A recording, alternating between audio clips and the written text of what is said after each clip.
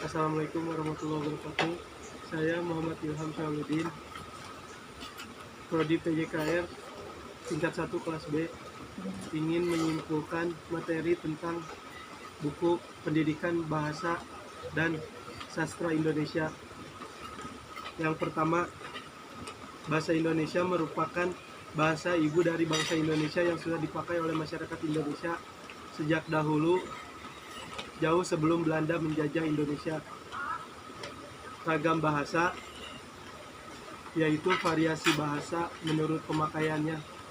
Ragam bahasa bisa dibagi menjadi dua.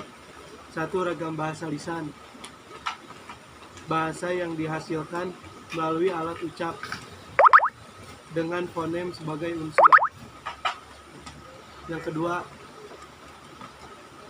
ragam bahasa tulisan, unsur dasarnya yaitu huruf. Perkembangan bahasa Indonesia merupakan bahasa yang berasal dari bahasa Melayu, digunakan sebagai bahasa perantara atau bahasa pergaulan. Bahasa Indonesia diresmikan pada tanggal 28 Oktober 1982 yang bertepatan dengan peristiwa Sumpah Pemuda. Adapun periodisasi perkembangan bahasa Indonesia yaitu sebelum kemerdekaan. Bahasa Melayu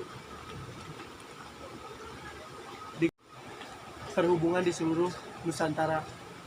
Setelah kemerdekaan pada tanggal 18 Agustus 1945 ditetapkan Undang-Undang Dasar 1945 yang di dalamnya terdapat salah satu pasal yaitu pasal 36 yang berbunyi bahasa negara ialah bahasa Indonesia.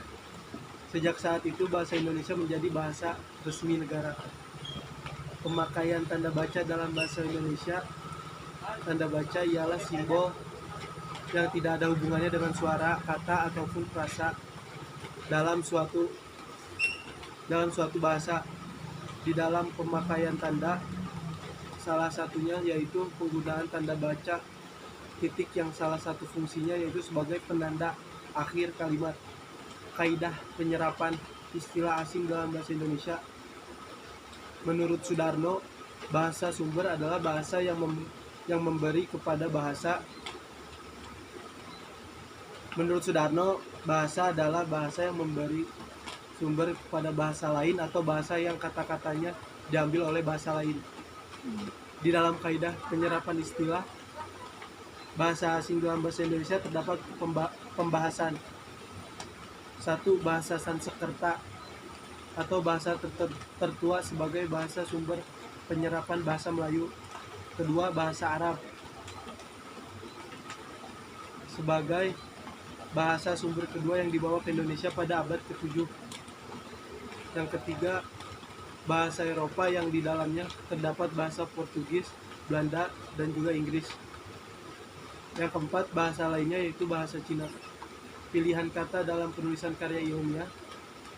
Karya ilmiah yaitu suatu karya yang membuat dan mengkaji suatu masalah menggunakan kaidah keilmuan. Ciri-cirinya, pilihan kata dan istilah tepat, kalimat efektif, paragraf yang baik. Kalimat efektif dalam jenis kalimat-kalimat efektif yaitu kalimat yang mencakup pembahasan unsur pembentukannya yaitu frasa dan kausa. Frasa yaitu kelompok kata yang terdiri unsur inti dan unsur keterangan yang tidak melampaui batas fungsi sintakis. Pengguna bahasa campur kode dan ahli kode. Kode merupakan varian yang nyata dipakai dengan kata lain, yaitu bagian dari sebuah tuturan bahasa. Campuran kode yaitu penggunaan dua bahasa atau lebih secara santai. Sedangkan ahli kode yaitu menggunakan suatu bahasa atau lebih dengan pemasukan serpihan atau unsur bahasa lain tanpa ada yang menuntut. Sekian dari saya, Muhammad. Assalamualaikum warahmatullahi wabarakatuh. Gak apa-apa kayak gitu.